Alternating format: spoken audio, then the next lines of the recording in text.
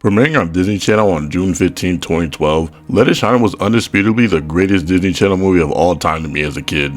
It definitely wasn't as popular as a High School Musical or a Camp Rock, but I genuinely felt like that this was the best Disney Channel movie ever. I might be biased because this movie has an all-black cast, but I seriously feel like this is one of the few Disney Channel movies that could somewhat be taken seriously. The soundtrack is the best out of any Disney Channel movie, and the subject matter of Christian faith and rap music is actually surprising for a kids movie. But at the end of the day, this was one of my favorite childhood, keyword childhood movies, so seeing this as an adult is obviously a different experience than when I was a kid. So what actually happened in this movie, and does Let It Shine still hold up 14 years later? So the movie begins on a nice Sunday morning in a black church with the choir starting praise and worship. Everything is peaceful and cool until Cyrus, his name is Cyrus, remixes the song that they're singing called Joyful Noise, which already lets us know that the soundtrack is about to be fire. The pastor, who is actually Cyrus's father, is confuzzled when he hears the song get better for some reason. The choir is led by a bootleg Rod Wave and the Babysisters before Beyonce, Black Ariel, and the DDG allegations. Watching this as a kid, I always thought that they were twins. But the church is lit and the pastor is super confused as to why the song sounds good. If church was lit like this, I would be there every Sunday morning. Obviously, Cyrus's dad hates this, and we find out that he's completely against all forms of rap music, even gospel rap, which is crazy considering that there were only 2 rap verses in the whole song, and majority of it was singing, but he's acting like King Von was up there leading praise and worship. In the next scene, we see Cyrus cooking up some beats for a club that he's going to, but come to find out that he has to sneak out the house just to clean and sweep. Oh, we aren't at that part yet? My bad. At the club, we get introduced to Cyrus's best friend Chris, played by Trevor Jackson, rizzing up the huzz as he passes off that hot beat that he was cooking earlier. Suddenly we get transported to a rap battle between Rob Tresvant and that one black dude from Sunny with a Chance. I never watched that show, not gonna lie to you, but I just know that he was in it because bro kinda ran Disney for a bit back then. But bro's name is Lord of the Bling, and he's obviously this movie's villain since Cyrus brought it up earlier. Bling? Again? Man, I can't stand him. And we get into this battle which marks banger number 2 called Tonight's the Night. McKay from Euphoria kinda starts cooking him at first, but then he ruins it with this bar about a shower, which just shows that someone from Disney wrote this. What the f does that mean, Kobe Bryant? Bling steps on the scene and just brags about how he's the best, yada yada yada, dance break with Zendaya's ex. Cyrus actually has a verse in this song as he works as a busboy in the club, and he raps about how he should be up there rapping, but he already used his 15-minute break time. We literally just saw you give the CD to Chris 2 minutes ago. How did you already use your break when you just got there? The real battle comes back and McKay uses another bar about a shower, like bro, get this dude off the stage.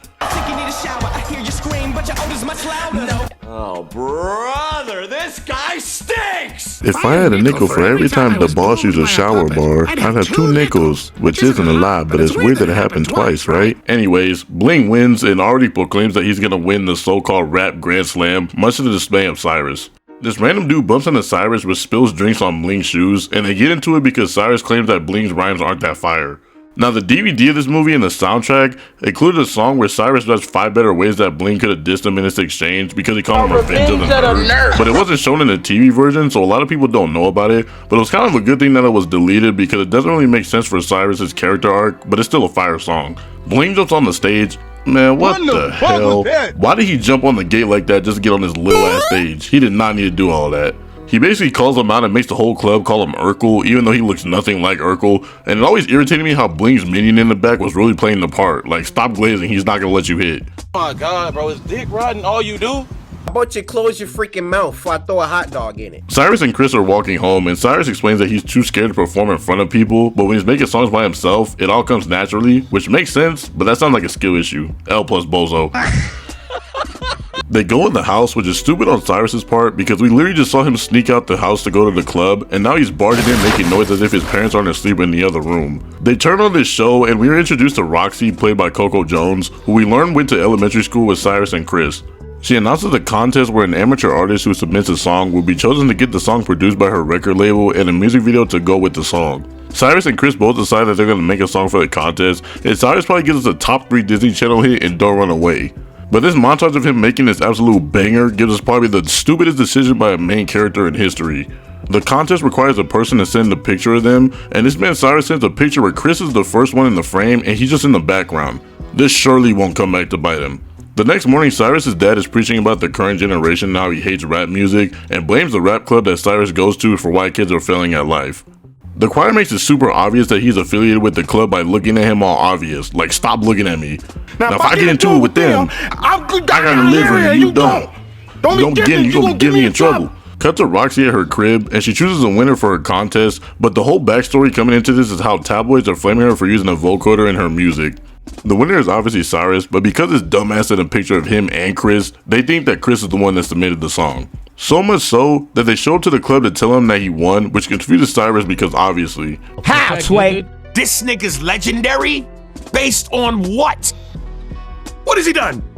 How long has he been in the game?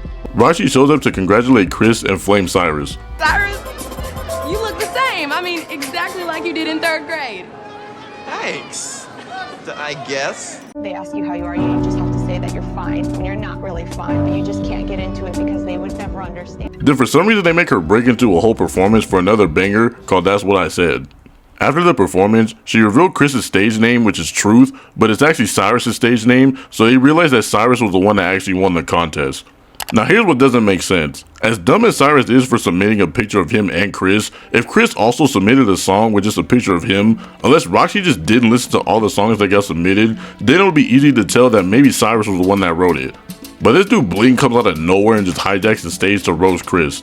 Like, where did he even get a mic from? No, out of nowhere. Chris says that he's gonna tell Roxy the truth, but Cyrus goes outside to see Roxy kissing Chris on the cheek.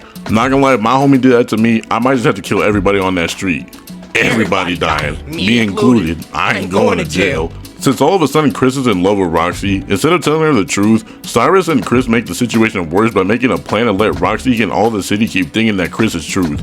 You know what, this movie's kind of stupid. The next morning, Cyrus and Chris are at the recording studio to record the song in a professional setting, and they legitimately just have Chris pretending to rap while Cyrus actually records the song, which is just so dumb because this plan should not work. This is literally Star Wars level stupidity. Roxy pulls up and wants to hear Chris spit some hot bars, but since he obviously sucks, Cyrus has to come in and save him with some poetry or something, which he somehow doesn't hear through the headphones. When Roxy steps out, Cyrus and Chris get into an argument because Chris said he would rap on Roxy's next CD, but she comes back in, and this is where it starts to shift the blame from Cyrus all the way to Roxy because she really thinks that Chris is the one on the other side, even though they have different builds, different clothes, and a whole different voice. That is obviously not Chris. What are we doing? Roxy's stupidity leads to probably the most underrated song on this soundtrack called You Belong to Me. When the song is over, they switch spots since Roxy comes over to the other side, and Cyrus literally comes out of nowhere to start the song back up, and Roxy's all like, wow, Cyrus, I didn't even know you were there. You didn't know he was there because he wasn't. You're just stupid. Where could he have possibly been to start that song when you were on the same side that he was on? The next day, Cyrus is working on a duet track for Chris and Roxy, and there are so many points where Chris obviously doesn't know what he's talking about, but Roxy still just can't catch on. Roxy's manager then announces that she'll be headlining the Denny's Grand Slam that Bling was talking about earlier, and she's scared that the crowd won't accept her because of the whole vocoder thing.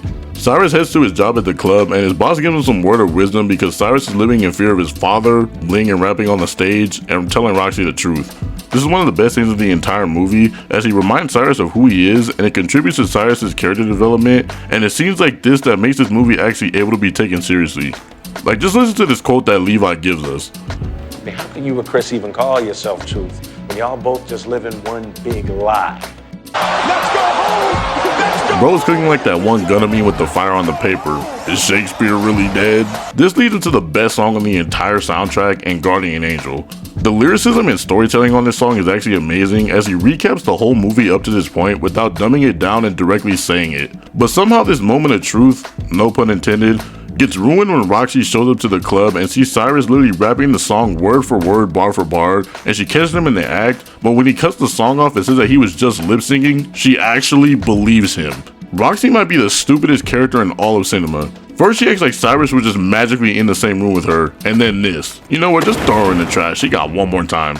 Cyrus actually does something smart for once, and he inserts himself in the situation since Roxy came to meet Chris for food, but then he didn't show up, so they go together instead. So Roxy and Cyrus are talking about their different love for music, and Cyrus legitimately gives himself away for the second time that he's actually truth, and this is her reaction. I don't know, I just like to be influenced by all kind of things when I rap. What? I mean, when I write for Chris. I just think You stupid n***. That's literally strike 3, you get no more chances. But this movie is about rap, so we get thrown into a rap battle on the street between this white dude named Phantom Style and Super Hot Fire. Flow unrehearsed, I spit a killer verse. When it comes to your rhymes, they're the worst. It's not a battle, it's more like a roast. Grab a white sheet, I turn Phantom to a ghost. That's called motherfucking bars, nigga. You know nothing about that. Revelation takes the win, and out of the woodworks comes, yep, you guessed it, Lord of the Flies. He harasses Cyrus for being a busboy, as always, and Roxy for just existing, but the crowd seems to have selective fandom when it comes to Roxy, because it's obviously her just on the street chilling, but nobody seems to care as if she's not this big singer. But once we move on to the next day, to Sunday at the church, Roxy makes an appearance and everyone's like, oh my gosh, look, it's Roxy. Like, this is not consistent at all. Roxy performs a gospel song called Good to Be Home, and peeps Cyrus' dad in the back. He's definitely gonna have nothing but nice things to say when this is over. Once he gets to his word, he subtly berates Roxy, saying that she's a hypocrite for indulging in hip-hop but still being with the Lord since he hates rap. I don't know if you could tell by now. Oh, yeah.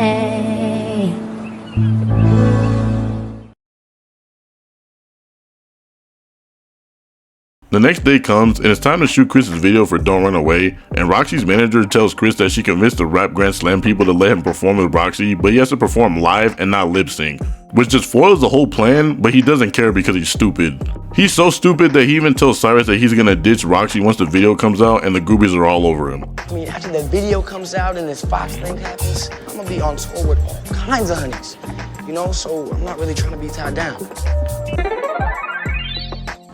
Look, I just want to see where things go between me and her, so you gotta think of something, man, please. You flippin' twit.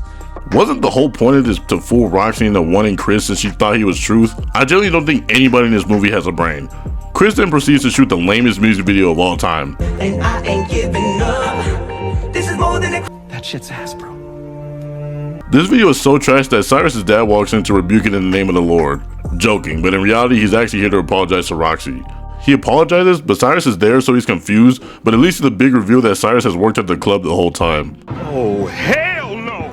They have an argument in front of everybody at this music video shoot, which is just embarrassing, and when Cyrus won't leave, his dad just dips in defeat. They argue more when Cyrus gets home, but I don't think his dad practices what he preaches, because if he really did, then he would have beat him like an African father, because doesn't the Bible say to discipline your kids? But in true Disney fashion, Cyrus is on punishment, which is literally just not working at the club anymore. Next, we get a montage of Cyrus' punishment life, and we see all the publicity that Chris is getting because of the song, which literally goes #1 on the charts. Chris might actually be the GOAT if his first single goes #1 immediately. Hey Drake, the truth is here. We're all good. In this montage, we also see Cyrus' dad start to read some of his songs, but most importantly, after all the smack talk about Cyrus being a busboy, it is revealed that Bling is out here driving old white ladies in a taxi cab. Got your ass. So you're telling me that every time you see this man Cyrus, you're clowning him for cleaning, but you're literally a taxi driver. Then you call yourself Lord of the Bling, and I don't see a single chain or watch on this man. You're not an intellectual, you're a fake and a fraud. Cyrus meets up with Roxy again because she needs someone to talk to about how her and Chris aren't compatible, so they go to a record store and listen to some song that Roxy likes, and they hype each other up so much to the point that they almost kiss, just for Cyrus to get cockblocked by Casper. I gotta go. It randomly starts raining later that night when Cyrus goes to the club that his father specifically banned him from, so then he immediately starts pressing Chris for playing Roxy the whole movie. Chris claps back and says that he has no heart and he holds himself back despite his talent, and he pushes him. They start grabbing each other because they definitely aren't fighting, and Cyrus says that he's not helping Chris anymore. The next day, Cyrus' dad stops him and tells him that he read some of his songs and he liked them because they demonstrate good Christian values, which is literally what he's been trying to tell you the whole movie. You think I'm gonna forgive you after embarrassing me and my friends because you think every rap song is WAP? Nah, I ain't with it. But today is the day of the MLB Grand Slam, and Roxy's manager's out here trying to dress her like if 2010 Nicki Minaj and Sia had a baby, so she says that she's done with the nonsense of show business and trying to please everybody. Chris is throwing up in the bathroom because he knows he's probably going to become a meme after he performs, but Cyrus comes back to obviously help him because he doesn't want Chris to embarrass himself, so they make up. It's time for the Rap Grand Slam final, and it's between Great Value Super Hot Fire from earlier and obviously Bling. But here's one thing that never made sense to me. In the scene where Revelation battled the Phantom dude, the host asked who was going to challenge his undefeated streak, and Bling stepped up to the challenge until he saw Cyrus and Roxy. So after Cyrus and Roxy left, did they battle or did they not battle? And if so, how did both of them end up in the finals? Maybe I'm just thinking too hard, but let's move on. It's finally time for Roxy and Truth's performance, and Roxy comes out in an all-natural look which completes her character arc.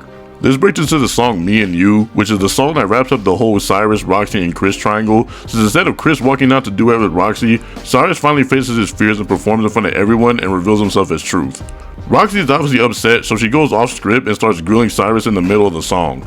You know you done fucked up, right? I always loved how full circle this moment is, because when Cyrus first introduced this song to Chris and Roxy earlier in the movie, he described it as them having a conversation mid-song. Well, I was thinking for this track, is if the two of you actually have a conversation. Like, we talk back and forth throughout the song. And to see it happen in real time is such good writing to me, and that's why this movie's goated. Cyrus and Roxy go back and forth as Cyrus tries to apologize to Roxy, but she does the classic Disney runoff. Roxy, I'm sorry.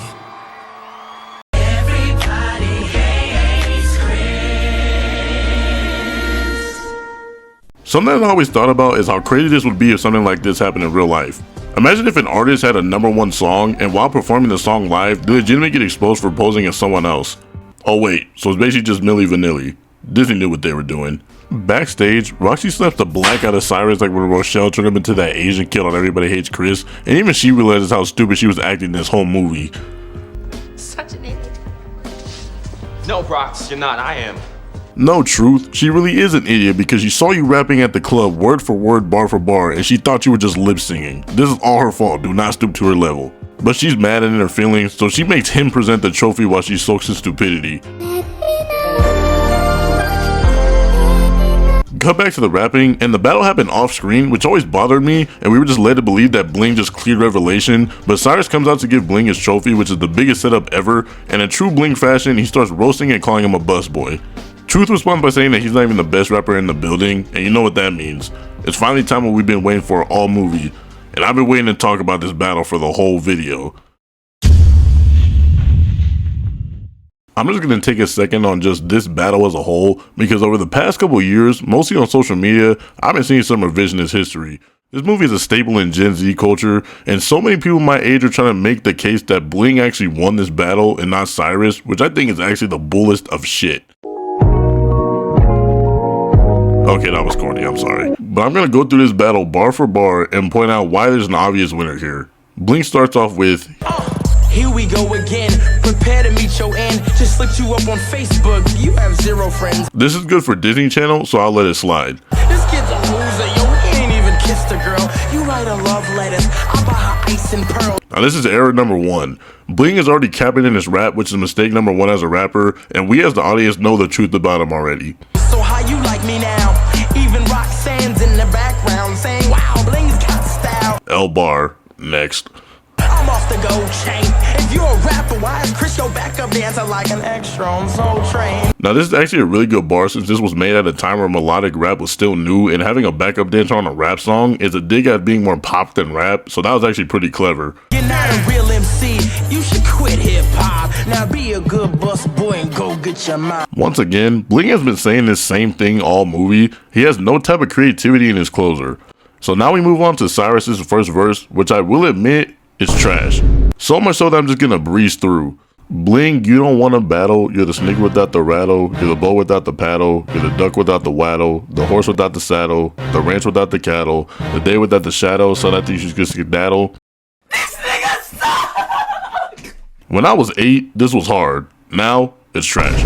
Everything after the waddle, skedaddle, paddle nonsense is good. But starting the verse like that gave Bling a point. Now Bling's second verse. You have to sneak out the house just to clean and sweep. But come to find out that he has to sneak out the house just to clean and sweep. Now y'all get it. Knocking his hustle is kind of trash, but stating how he has to sneak out the house for his hustle, now that's better than just saying busboy the whole movie. And now you look queasy. I made him go mute. Put your camera phones up so you can post this on YouTube. Truth's got a screw loose, he's terrified to bust. So lightweight that I can blow him over with a gust. Basically saying that he's a wimp and he's scary, which has been accurate the whole movie. So this is where Bling starts cooking. You're weak like 7 days, you deserve booze. You should walk around in some high-heeled shoes. You're weak like 7 days is probably my favorite bar in the whole movie. Then he proceeds to say that Cyrus should just be a girl. And if this was his response verse, then maybe he would have had a kiss for winning. Ooh, well maybe I should hurt more than your feelings. Maybe I should rip the roof off the theater ceiling. Never quite understood how this was a diss, but maybe I'm just stupid. Maybe you should start kneeling and either getting misty. You're so whack, if you were me, you couldn't diss me. This is an obvious reference to the self-defeat deleted scene from the very beginning, and if you know how that song goes, this bar is irrelevant. And when we're on vacation, I let him house it. Here's a couple bucks, buy yourself a better outfit. Now this is how you close a verse. Going after the girl he likes as well as using physical antics like throwing money at someone is key in a rap battle. So it's kudos to Bling for his second verse, but to me, it's just not enough. You don't have a stack of cash or a flashy pad.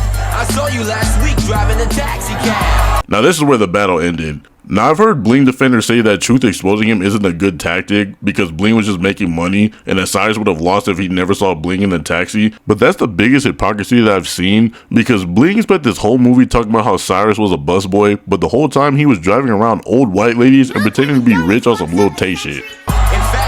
Drop me off at home after this, then you can take your couple bucks back, but as a tip. Now this is where the battle really ended if you still try to debate. After that closer from Bling, Truth flips it and uses it against him on the spot. There's no argument here. You're not a baller, you're a phony. I bet your whole crew was a bunch of renter homies. This is one of those bars that kind of flies under the radar because it's the play on how Bling is fake, but if you really look at Bling in every scene, he has a different set of friends every time with him. Now you lie in bed lonely. Your persona's a facade. The only girls you get are in the pages of a catalog. He flipped it on him again. Why is this even an argument? Here stands Lord of the Bluffs. His lies were legendary till the truth made him hush. This is the best bar in the whole movie. Bling lied until he was met with the truth. That truth being truth. Cyrus's truth. Man, what the fuck is you talking about? Okay, I'll stop. So you can keep a trophy that you don't deserve. I might be a busboy, but you just got served. The ultimate play of calling him a busboy the whole movie, then he just served him like a server serves food. He graduated from busboy to server. Like what are we talking about? As you can see, Cyrus killed Bling, so much so that he wins the Grand Slam without even having to enter. But Roxy's still mad at him. Aww. Another Sunday rolls around and Chris joins Cyrus's family for church when a limo rolls up and the person that pops out is Bling. Roxy. It's Roxy. The movie ends with everybody gathered to sing a rap-infused version of the church classic Let It Shine, or This Little Light of Mine. I'm not sure what the real name is. Wait, Let It Shine? That's the name of the movie. Cyrus had a light, and he finally let it shine. Oh my god, just let this video end already, I'm tired. Overall, yes, this movie is still fire. This is easily my favorite and the greatest Disney Channel movie they ever made. The story is goofy and the dialogue is corny, but it can easily pass as a real movie and not just a Disney Channel movie. The soundtrack is elite with not a single miss on the album. They tackle so many real world issues in a kids movie, like the controversy of rap music and the Christian faith. Cyrus's father feels like an actual character because there are actual Christians like him who reject all forms of rap and blame music for why kids are not succeeding or why the generation is screwed. They talk about the music industry through Roxy's character and how they always want you to play a role and pose yourself in a certain way instead of being yourself. Even the goofy premise of Chris pretending to be Truth and getting as far as they did with it isn't even far-fetched, and a similar thing happened in real life with the group that I mentioned earlier, Milli Vanilli, who was a group in the 90s that didn't actually sing on their records and got exposed for it after having a #1 album for weeks. Hell, I didn't even know until researching for this movie that it was based on a play called Cyrano de Bergerac about a guy who has a big nose and feels that he is too ugly to talk to the girl of his dream named Roxanne, so he writes her letters disguised as a more handsome guy named Christian. Cyrano, Cyrus, Roxy, Roxanne, Christian, Chris. Who let Disney cook? And of course the majority black cast as a young black kid in 2012 watching this with recognizable star power in the cast was a cherry on top. But this film is a great mix of music, goofiness, stupidity, and realness, which makes it still hold up today.